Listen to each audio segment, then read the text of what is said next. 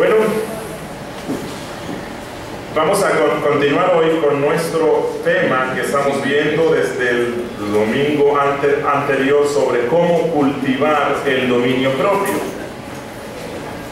En un principio denominamos este estudio criando hijos en la fe y en la disciplina del Señor, pero creo que a ese estudio también se le debe dar el nombre cambiando el carácter de todos nosotros, porque hemos visto ya que no solamente se trata de trabajar en nuestros hijos, sino de trabajar en cada uno de nosotros. Este tema que estamos viendo de una forma especial, el dominio propio, se relaciona con cada uno de nosotros, independientemente de si somos padres, somos hijos, si planeamos serlo. En cualquier circunstancia en la que nos encontremos, este tema es fundamental para nosotros.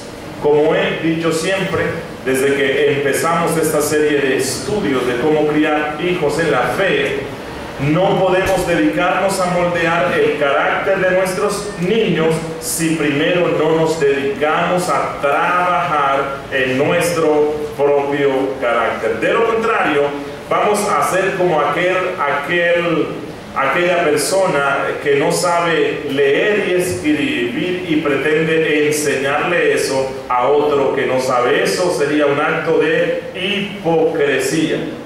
Y eso fue una de las cosas que acusó Cristo a los fariseos, que le ponían cargas a los otros que ellos mismos no podían ni deseaban llevar. De la misma forma, cuando nosotros como padres deseamos que nuestros hijos lleven una vida piadosa, nosotros debemos ser los abanderados en ese mismo. Así que todo este tema que estamos viendo del dominio propio, primero lo vamos a aplicar en nosotros para luego poder aplicarlo en nuestros hijos.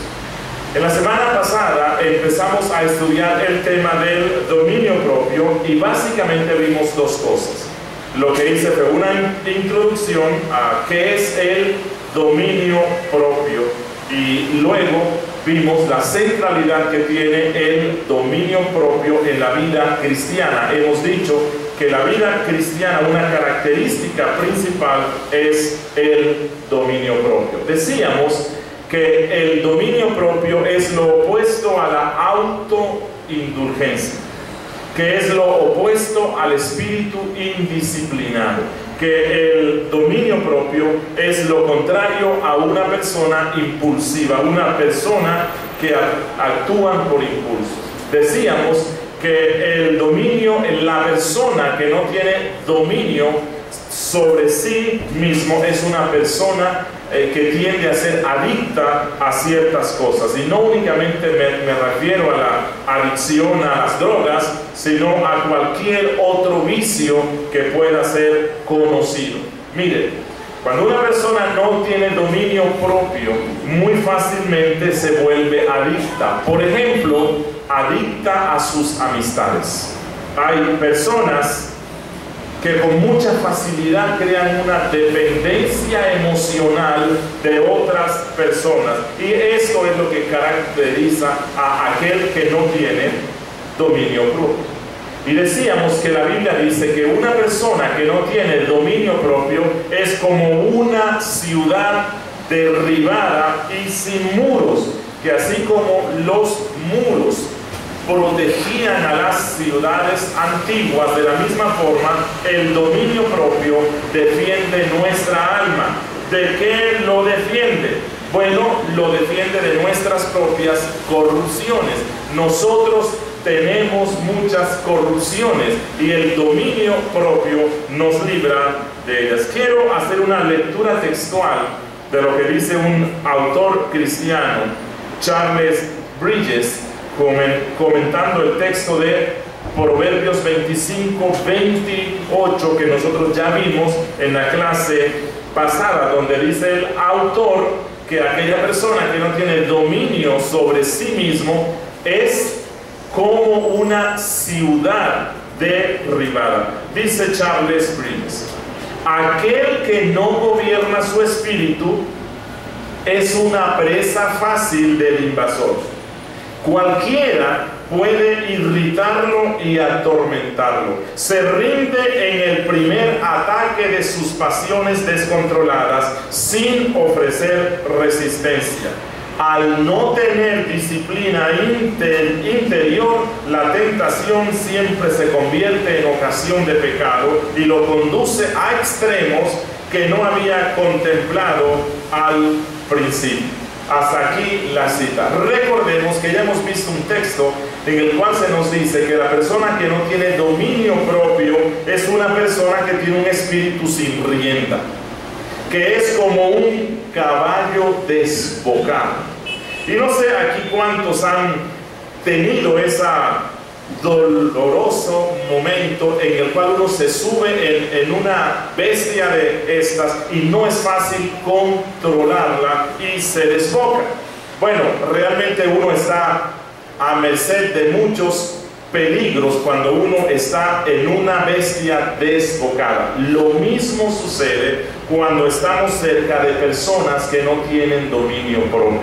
Cuando estamos cerca de personas que no tienen dominio propio, a uno lo pone nervioso, porque uno no sabe lo que van a decir, ni cómo lo van a decir, ni cuándo lo van a decir. Son personas peligrosas. Así que, resumiendo lo que es el dominio propio, decíamos que el dominio propio es actuar con base en principios bíblicos, independientemente de si nos guste o no nos guste. Amén. Dominio propio es actuar con base en los principios bíblicos, independientemente de lo que sintamos o deseemos. Decíamos que el dominio propio es el predominio de la Biblia sobre nuestros sentimientos y nuestros deseos. Hay otro autor cristiano que se llama Jerry Bridges, el cual dice, definiendo lo que es el dominio propio, él dice: es el ejercicio de la fortaleza interior bajo la dirección del buen juicio que nos permite hacer, pensar y decir las cosas que agradan a Dios. Repito esta interesante definición de Jerry Bridges. El dominio propio es el ejercicio de la fortaleza interior bajo la dirección del buen juicio que nos permite hacer, pensar y decir las cosas que agradan a Dios. Así que la persona que tiene dominio propio estará luchando constantemente en su vida. No es que ya no tendrá luchas, sí las tendrá, pero sus deseos, sus emociones, sus pensamientos están bajo el control de los principios bíblicos. Y cuando esto pasa, hemos desarrollado el dominio propio. Una persona que tiene dominio propio, antes de actuar, antes de hablar, incluso antes de sentir, lo primero que se pregunta no es ¿qué es lo que yo deseo? ¿Qué es lo que yo deseo hacer? ¿Qué es lo que me gustaría hacer frente a esta situación? La persona que tiene dominio propio, antes de actuar, antes de sentir, antes de decir, lo primero que él se pregunta es ¿qué quiere Dios que yo haga en esto? No es qué es lo que yo creo que Dios quiere, no, qué es lo que quiere Dios. Y yo sé qué es lo que quiere Dios por lo que la Biblia dice. ¿Qué es lo que Dios quiere que yo haga aquí? ¿Qué opina Dios sobre esto? ¿Qué dice Dios sobre esto que yo quiero decir o sobre esto que yo siento? Eso es el dominio propio. Un ejemplo: en algunas ocasiones no vamos a sentir deseo de estudiar la palabra de Dios. Para nosotros nos va a ser más fácil ver la televisión cristiana, escuchar la radio cristiana, leer un buen libro cristiano. Bueno, allí se necesita la resistencia de nuestro espíritu sobre nuestra carne y debe prevalecer el principio bíblico. Así no desee estudiar la Biblia, es mi responsabilidad como cristiano estudiarla. puede que alguien diga, pastor, y eso no es hipocresía. Como un día me decía alguien, es que le pregunté, bueno, ¿y por qué no estuviste con nosotros en el día del Señor? Me dijo, es que realmente no tenía ganas de ir. Le dije, pero es que la Biblia te ordena que vayas. Y me decía, pastor, es que yo no soy hipócrita. Bueno, no se trata de hipocresía, se trata de obediencia. Eso es dominio propio. Y Dios dice que tenemos 6 días para trabajar y que el séptimo día, en nuestro caso como cristianos, el primer día es un día de reposo, que lo dedico a Dios independientemente de si quiero o no, independientemente de si lo deseo o no. Debiera desearlo, debiera deleitarme, pero si ese día no me levanté con mucho gozo para guardar el día del Señor, no se trata de gusto, se trata de obediencia. Y Dios dice, acuérdate de ese día y guárdalo. Si no poseemos dominio propio, nuestra propia corrupción hará presa de nosotros. Mire, dice Isaías 64:6. Isaías 64:6.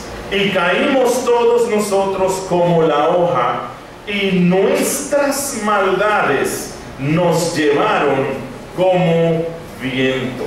Nuestras maldades cuando no tenemos dominio propio. Lo que vamos a hacer a partir de hoy, y ya nos encontramos en la última parte de toda esta serie sobre la crianza de los niños, ya estamos llegando al final. Lo que vamos a hacer hoy y en las próximas lecciones, vamos a mirar cómo aplicar esta enseñanza del dominio propio sobre aquellas áreas de nuestra vida que nos causan más dificultad.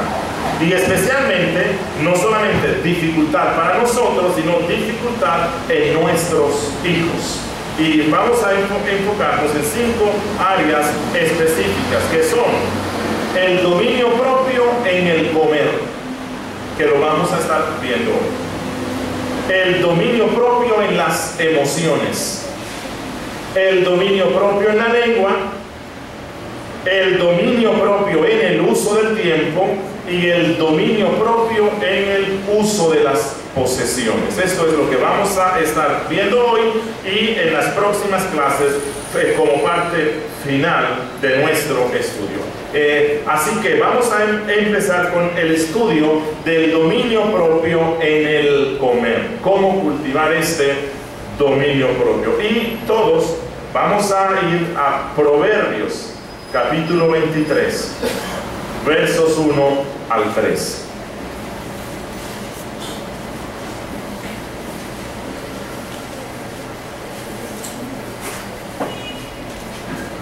Proverbios 23, versos 1 al 3. Aquí encontramos a un padre, recuerden, es un padre el que le está escribiendo a su hijo y le está dando instrucciones de lo que es la vida piadosa. Y él dice, hijo mío, cuando te sientes a comer con algún señor, considera bien lo que está delante de ti y pon cuchillo a tu garganta si tienes gran apetito. No codicies sus manjares delicados, porque es pan engañoso. Y en el verso 19 al 21, oye, hijo mío, y sé sabio, y endereza el corazón al camino. Dice, no estés con los bebedores de vino, ni con los comedores de carne, porque el bebedor y el comilón empobrecerán, y el sueño hará vestir vestidos rotos. Y luego, los versos 26 al 28, dice el autor, dame, hijo mío, tu corazón, y miren tus ojos por mis caminos. Porque abismo profundo es la ramera, y pozo angosto la extraña. También ella como robadora acecha y multiplica entre los hombres las prevaricaciones. ocasiones. Aquí dice nuestro autor que hay varias cosas que seducen nuestros apetitos y que nos llevan a la destrucción. Él menciona aquí 3 cosas. En el verso 1 al 3 menciona que la atracción hacia ¿qué? La comida. En los versos 19 al 21 la bebida, y en los versos finales el sexo, los impulsos sexuales. Él pone aquí o equipara o los pone juntos esos 3 excesos: exceso en lo que se come, exceso en lo que se bebe, exceso en los impulsos sexuales. No nos vamos a concentrar en estas 3 áreas, solo en una, pero lo que quiero mostrar aquí es que las 3 cosas van de la mano. Él dice: no estés con los bebedores de vino, cuídate de los glotones, y luego dice: cuídate de la ramera. Una cosa conduce a otra. Papá, tú que estás creando un niño y posiblemente tu niño tiene 3 años, bueno, tú no tienes que lidiar con tu niño el asunto del exceso en la bebida. Tú no tienes que tratar con tu niño el exceso en los deseos sexuales, pero sí tienes que tratar con tu niño el exceso en lo que come. Si tú no controlas esto, una cosa le conducirá a la otra, y la otra cosa le conducirá a la inmoralidad sexual. Como ya les dije en la clase pasada, al principio nuestra lucha con nuestros hijos se relacionará con lo que comen, con lo que hablan, con la cantidad de tiempo que ellos usan para dormir. Pero en la medida que nuestros hijos crecen, estos excesos van a ir diversificándose y van a ampliarse aún más. Y esto va a inducirlos al exceso en lo que beben y al exceso en la sensualidad.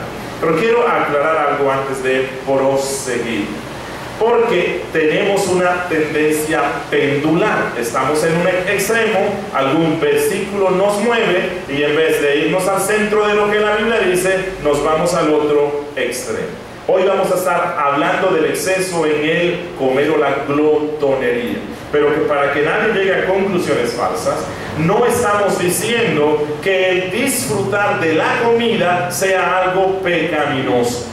No es que vamos ahora a mortificar nuestro cuerpo y a mí que no me gusta el aguacate voy a desayunar, almorzar y cenar guacamole. No se trata de que voy a abstenerme de las cosas que me agradan. Ni la comida es mala por sí misma, ni la bebida es mala, y espero que nadie aquí pegue un grito de escándalo, porque la Biblia no dice que la bebida o que el vino necesariamente sea malo, y la Biblia tampoco dice que el sexo es malo. Las 3 cosas son buenas, en el lugar correcto, en el momento correcto y en la medida correcta. Dice Pablo en 1 Timoteo capítulo 4 versículos 1 al 3. Leamos esto. 1 Timoteo capítulo 4 versos 1 al 3. Dice Pablo: pero el Espíritu dice claramente que en los postreros tiempos algunos apostatarán de la fe, escuchando a espíritus engañadores y a doctrinas de demonios. Escuchemos un poco qué es esto de doctrina de demonios. Dice el apóstol Pablo: por la hipocresía de mentirosos que, teniendo cauterizada la conciencia, prohibirán casarse. Él dice que esto es doctrina de demonios, prohibir casarse. mandarán abstenerse de alimentos que Dios creó para que con acción de gracias participasen de ellos los creyentes y los que han conocido la verdad. Mire, algunas religiones prohíben que las personas coman ciertas clases de alimentos ciertos días del año. Bueno, Pablo dice que eso es doctrina de demonios. La Biblia en ninguna parte dice que no se coma carne en un día específico del año. Muchas personas que se abstienen de cosas lícitas y buenas y que son de deleite para nosotros, muchas personas que se abstienen de esto, ellos creen que la Biblia les va a decir, ustedes son espirituales, pero la Biblia no dice eso. Pablo dice que aquellos que se abstienen de comer alimentos o de casarse pensando que así honran más a Dios, Pablo le llama a esto doctrina de demonios y de hipócritas. Así que Dios nos ha mandado que disfrutemos de las cosas lícitas y buenas que Él ha dado en el mundo. Miren lo que dice Génesis 2:9. Obviamente que cuando digo esto no incluyo allí al ayuno, una práctica muy escasa en el ambiente reformado. Hay ocasiones en las cuales Dios pide que nos abstengamos de ciertas cosas. Génesis 2:9 dice la palabra de Dios: y Jehová Dios hizo nacer de la tierra todo árbol delicioso a la vista y bueno para comer. ¿Por qué Dios hizo a todo esto algo agradable a nuestra vista? Y dice que las frutas las hizo deliciosas para comer. Bueno, para que cuando nosotros veamos una roja, brillante y deliciosa manzana, nuestras glándulas ya empiezan a funcionar y empezamos a desear comer esa fruta. Eso no es malo. Dice Pablo en 1 Timoteo 6:17 que Dios nos da todas las cosas en abundancia. ¿Para qué? Para que las disfrutemos. Así que se pueden disfrutar de la comida y de todas estas otras cosas, porque Dios mismo ha dicho que Él nos la da en abundancia para eso. La Biblia no promueve el ascetismo. Un espíritu o inclinación o práctica asceta es contrario a los principios que la Biblia da. Pero lo que la Biblia nos está diciendo a nosotros como padres, como creyentes y a los niños, es que debe existir un control en el uso de las cosas lícitas. Que las cosas lícitas, si no están bajo control, se convierten luego en cosas pecaminosas. Recordemos el texto que ya hemos visto en Proverbios 25:16. Dice nuestro autor: hallaste miel, come lo que te basta, no sea que hastiado de ella la vomites. Así que vamos nosotros a enseñarle a nuestros niños que ellos deben comer en el momento adecuado, los alimentos adecuados y la cantidad adecuada. Eso es dominio propio en el comer. Y que si yo no desarrollo ese dominio propio en lo que comen, luego, así como en los hijos de Elí, esa falta de dominio la extenderán a otros aspectos de su vida. Es decir, nuestros niños no son los que han de decidir cuál es el régimen alimenticio que necesitan. Somos nosotros como padres los que controlamos eso. Y somos nosotros los que vamos a decirle qué es lo que ellos comen y no es lo que ellos quieran. Cuando nosotros no le enseñamos a nuestros niños a que coman lo que uno quiere, nuestros niños crecen como mañosos y luego cuando se casen le van a dar problemas a sus esposas. Y en eso los padres tenemos la responsabilidad de ser ejemplo. Y les voy a dar un ejemplo. Como dije antes, a mí no me gusta para nada comer aguacate. me desagrada. Pero cuando mi esposa hace guacamole, debo hacer el esfuerzo por tomar, aunque sea una cucharadita, porque yo debo enseñarle a mi niño que aunque eso a mí no me agrada, yo debo comer un poco de todo lo que mi esposa nos ponga en la mesa. Eso es dominio propio. No como porque me gusta, sino como porque mi cuerpo lo necesita. Y además porque es lo que hay. Y eso es dominio propio. Pero nuestros niños no solamente deben aprender a comer de todo un poco, sino que nuestros niños deben aprender cómo deben comer. Y en esto también ejercitamos el dominio propio. Su niño llega de jugar en el parque, viene cansado y con mucha hambre, y usted le sirve la mesa y el niño, sin lavarse las manos, empieza a comer. Incluso con las manos coge y se mete comida. Bueno, eso es una forma desagradable de comer, pero a la misma vez usted está permitiendo que su niño no desarrolle el dominio propio. Su niño debe aprender que aunque tenga mucha hambre, y aunque la comida que les sirvieron le gusta mucho y quiere comérsela toda, primero debe lavarse las manos. Mamá, es que tengo mucha hambre. Primero se lava las manos. Y luego, cuando se sienta y va a empezar a comer, primero hay que darle gracias a Dios. Pero tengo mucha hambre. Primero hay que darle gracias a Dios.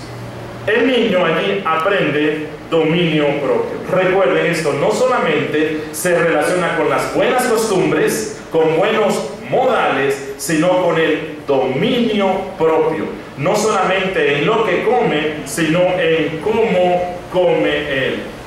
Recuerden que la Biblia nos dice que la glotonería es pecado. Y quiero explicar un poco sobre qué es la glotonería a la luz de la Biblia, para que trabajemos en nosotros esto y lo trabajemos en nuestros niños. Miren el texto que ya hemos visto, Proverbios 23, 19, dice: oye, hijo mío, y sé sabio, y endereza tu corazón al camino. No estés con los bebedores de vino, ni con los comedores de carne. Es decir, hijo mío, sé sabio, no te hagas amigos de glotones. La Biblia condena la glotonería como un horrible pecado.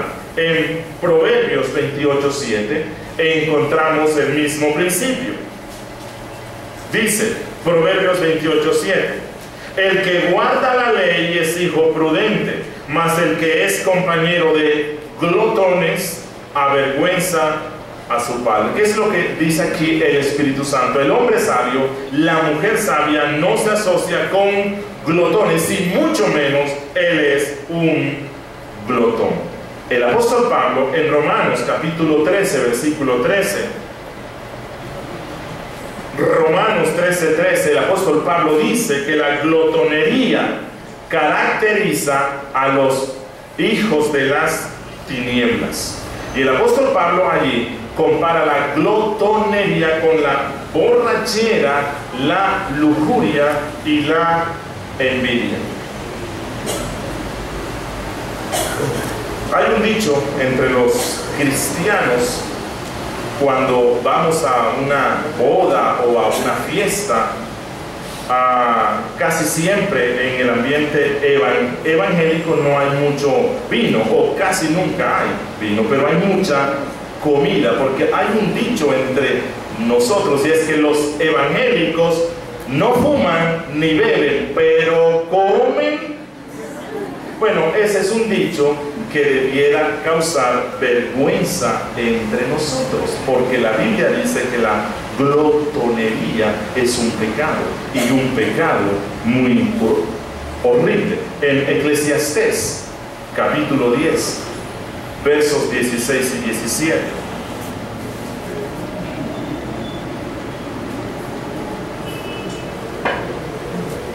Eclesiastés capítulo 10, versos 16 y 17, la palabra de Dios dice: ay de ti, tierra, cuando tu rey es muchacho y tus príncipes banquetean de mañana. Bienaventurada tu tierra cuando tu rey es hijo de nobles y tus príncipes comen a su hora para reponer sus fuerzas y no para beber.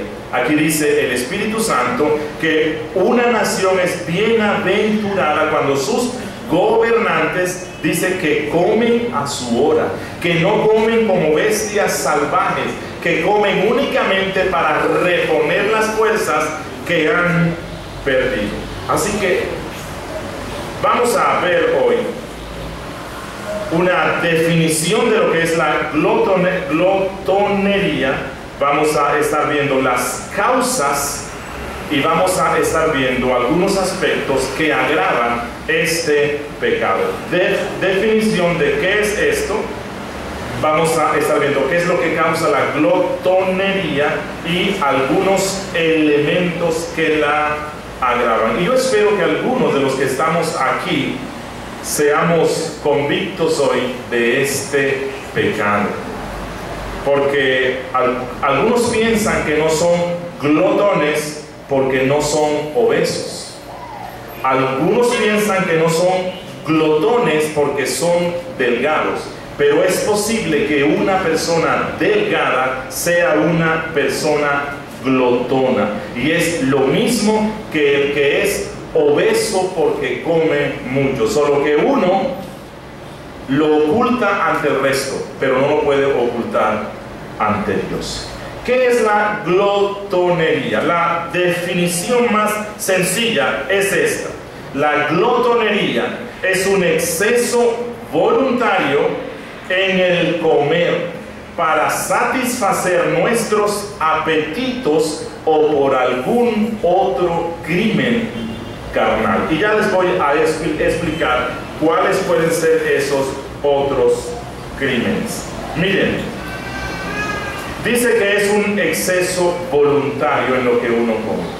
Bueno, para que nadie aquí salga bien librado, y todos creo que hemos cometido este pecado y debemos arrepentirnos delante de nuestro Dios.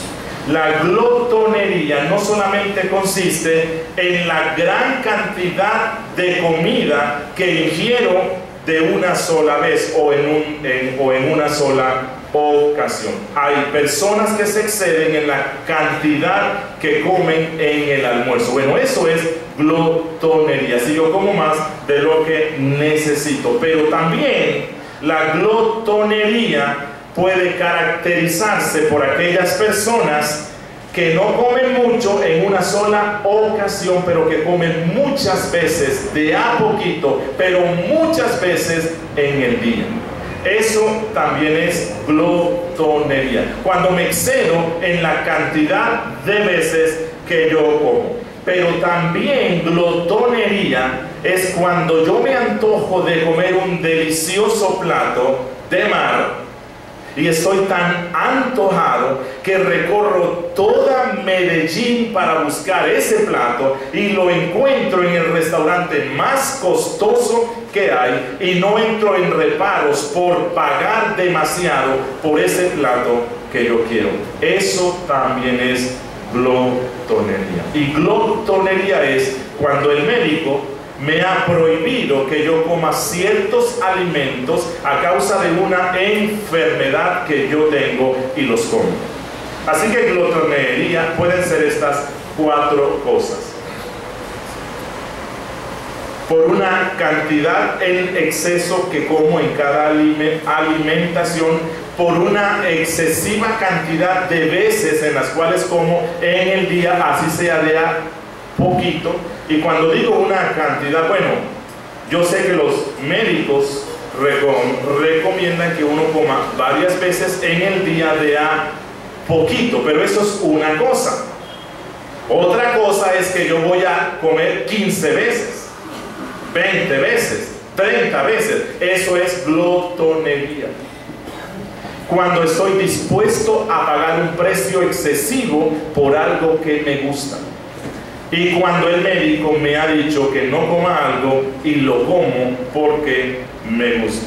Eso es glotonería. El glotón no deja que su raciocinio sea quien gobierne su deseo de comer. Él se guía en lo que come, por lo que quiere, por lo que desea, y él come cuanto desea y como lo desea, así sea en detrimento de su cuerpo y de su alma. Y esto es la glotonería. El problema del glotón es que come más de lo que debe. Paga más por lo que quiere o come frecuentemente mucho en exceso y no toma en cuenta su propio cuerpo y su alma. Así que, como dije al principio, espero que el Espíritu de Dios nos lleve a la convicción de ese pecado a muchos, porque a algunos su metabolismo le ayuda para ocultar su exceso en lo que comen. Algunas personas que comen mucho, su metabolismo funciona de tal forma que siempre están flacos, y ellos comen y son glotones y se sienten bien. Y cuando hablamos aquí de glotonería, están pensando en el hermano o en la hermana que es obesa, y ellos están olvidando que ellos mismos están cometiendo este pecado, que lo ocultan delante del resto, pero que no lo pueden ocultar delante de Dios. Dios hizo a los alimentos para nuestro provecho, para nuestro deleite, para recuperar fuerzas, pero Dios no los diseñó para que ellos fueran nuestros señores. Una persona glotona es una persona que tiene como su señor a los alimentos. Y quiero decirles algo de la forma más suave posible. La Biblia nos dice que cuando una persona se deja controlar por lo que come, por sus apetitos y no por su razón, que el médico le ha dicho: no puedes comer más por el resto de tu vida esos deliciosos, crocantes y grasosos chicharrones. Y usted va a un restaurante y lo invitan y le ofrecen una deliciosa bandeja paisa. Dominio propio es que mi razón gobierna lo que deseo. Me gusta comer chicharrón, pero no puedo, el médico dijo que no. Si lo como, eso es glotonería. ¿Por qué? En el glotón lo que lo manda no es su razón, lo manda sus deseos. Y el apóstol Pablo dice que una persona que se deja controlar por sus apetitos está descendiendo al mismo nivel de los animales. No lo digo yo, lo dice Pablo. Tito, capítulo 1, versículos 12 al 13.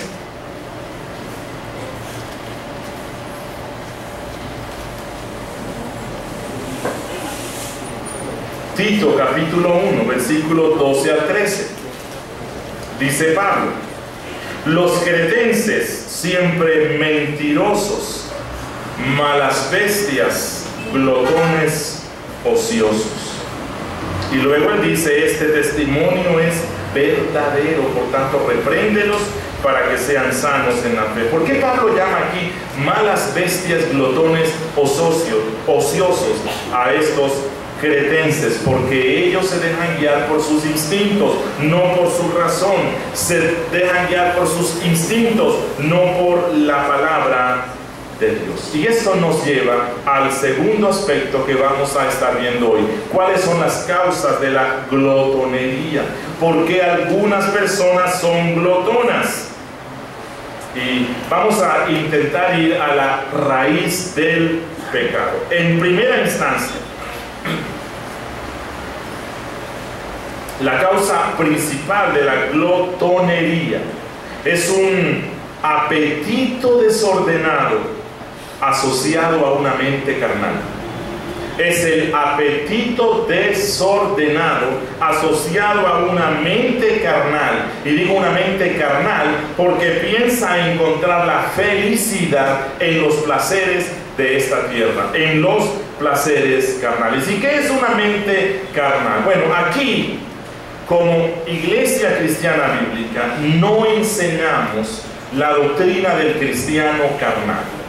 Estamos convencidos que esa es una doctrina falsa, que nada tiene que ver con la fe. No existe algo así como un cristiano carnal. Cuando usamos la palabra carnal, nos estamos refiriendo al hombre natural, al hombre incrédulo. El hombre incrédulo es una persona carnal. ¿Y qué es lo que dice Cristo, lo que dice Dios sobre esto? Salmo 137, versos 13 y 14.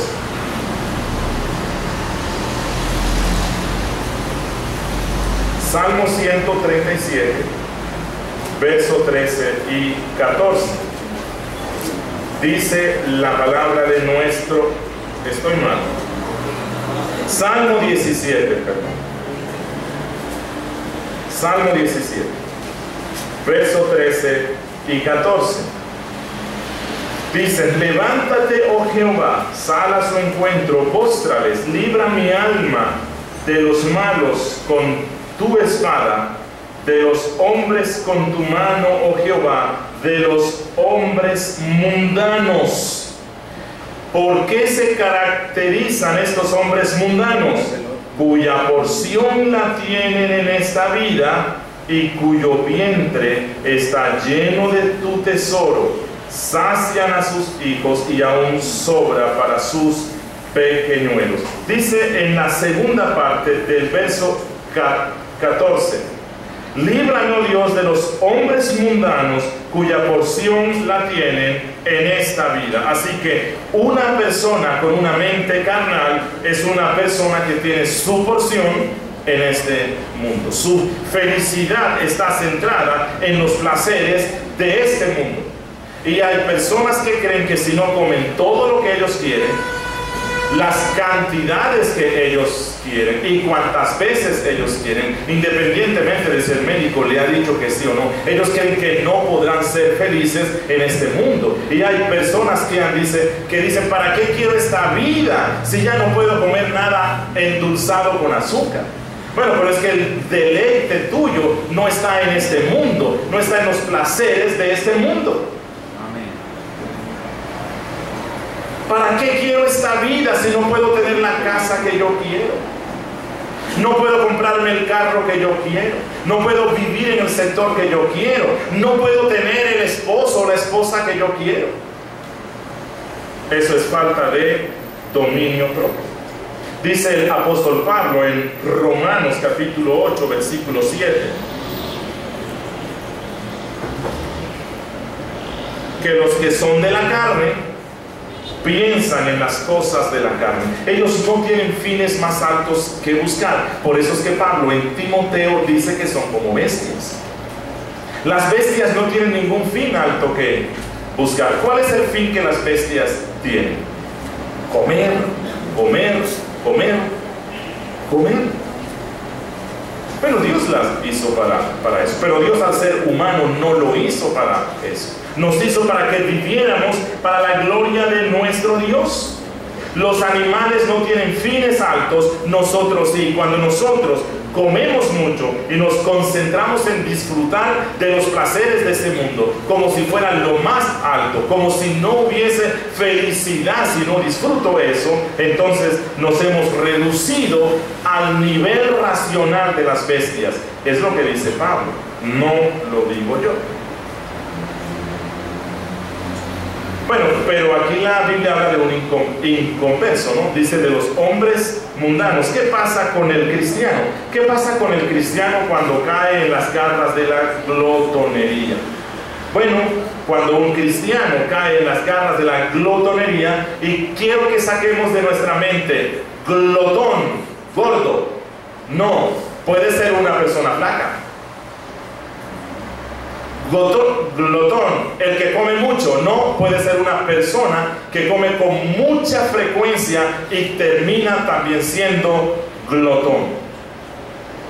Glotón, aquel que sin ser gordo y sin comer mucho, come lo que el médico le ha dicho que no debe comer. Glotón, aquel que se antoja de vez en cuando de algo y está dispuesto a dar todo lo que sea por satisfacer ese deseo. Miren, ¿qué pasa cuando un cristiano cae en la glotonería? Esa es una evidencia, es un síntoma real de que esa persona posee una fe y un intelecto débil. Una persona que cae en el pecado de la glotonería, tal como se lo he descrito en cualquiera de estas 4 modalidades, está dando evidencias de que tiene una fe y un intelecto débil. La glotonería está relacionada con una fe débil, y una persona que es glotona tiene un raciocinio débil. Es cierto que la Biblia dice que el creyente no practica el pecado, pero todo creyente puede caer en eventuales excesos en un momento dado, cuando su fe es débil, cuando su razón es débil. Incluso hasta se puede decir que cuando un cristiano cae en la glotonería, está pasando por un tiempo de locura temporal. ¿Por qué locura? Porque es una persona que ha cambiado el dominio del espíritu y lo ha reemplazado por el dominio de la carne. Ha cambiado el dominio de la palabra por el dominio de sus deseos. La segunda causa de la glotonería no solamente nace de un apetito desordenado asociado con una mente carnal o con una debilidad en la fe, sino que la glotonería se incrementa con el uso. La glotonería se incrementa con el uso. Incluso esto puede decirse de cualquier pecado. Todo pecado se incrementa con el uso. Hay personas que son engañadas por el diablo y que el diablo les dice: mira, no, hazlo, que si tú haces esto, vas a quedar tan harto, vas a quedar tan aburrido que ya no lo haces más. Simplemente satisfácelo. Satisfaces eso y se acabó el problema. Pero el pecado no actúa así. El pecado es un monstruo que se alimenta de sí mismo. Y en la medida que tú lo estás haciendo, el pecado crece, su estómago crece, su deseo crece y nunca va a encontrar satisfacción. El pecado nunca se cansa y él nunca dice: ya basta. No, en el momento que cometes el pecado es cuando tú estabas deseoso de comerte un sancocho trifásico. Y Janet nos invita a su casa y nos prepara un sancocho trifásico y comemos 2 y 3 platos.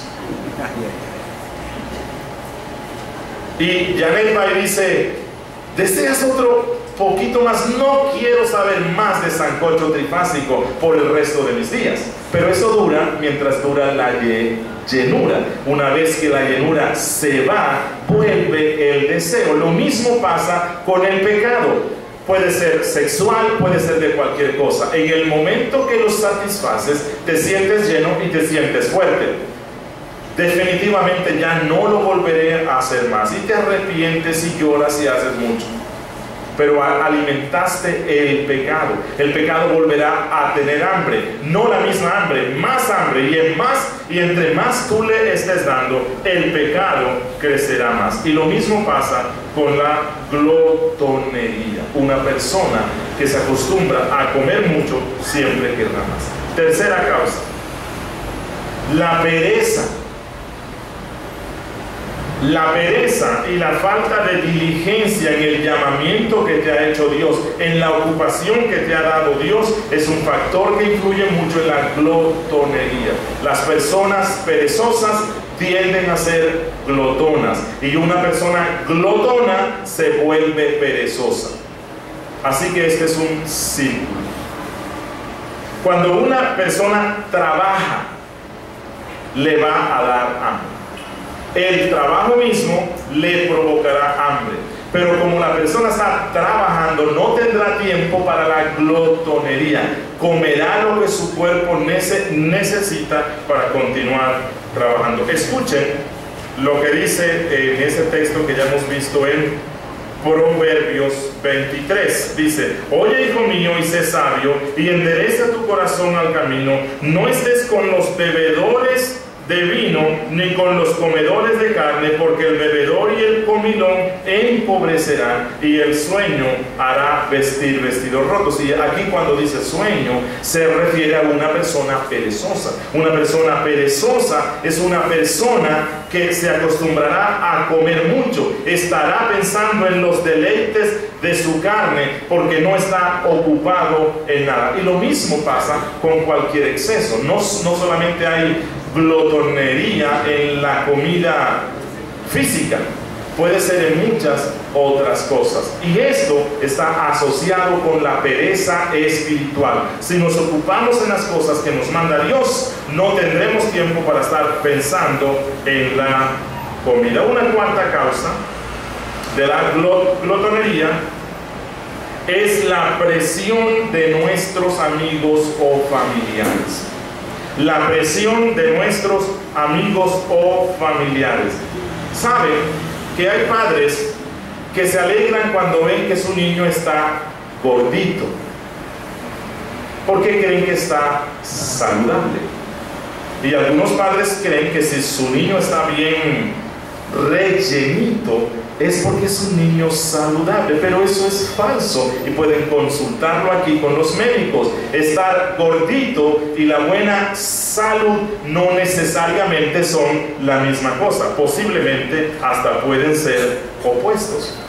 Pero otra forma de incentivar la glotonería es cuando invitamos a alguien a nuestra casa. Cuando nosotros invitamos a almorzar a alguien a nuestra casa, como queremos ser buenos anfitriones y nos gusta que nos alaben, porque aunque no lo piense uno, inconscientemente allí está. Nos gusta que los que nos visitaron se vayan hablando bien de nosotros. ¿Y cuál es la práctica común en nuestra cultura? Que si alguien va y come y usted vio que se comió todo lo que le puso, usted no queda satisfecha. ¿Qué es más? Bueno, y si el que va a visitar por esa influencia cultural, él sabe que si tú no le dices que quieres más, a lo mejor el anfitrión pensará que la comida no estaba buena. Así que uno por cortesía dice, bueno, un poquito más. Pero el anfitrión no trae un poquito más, porque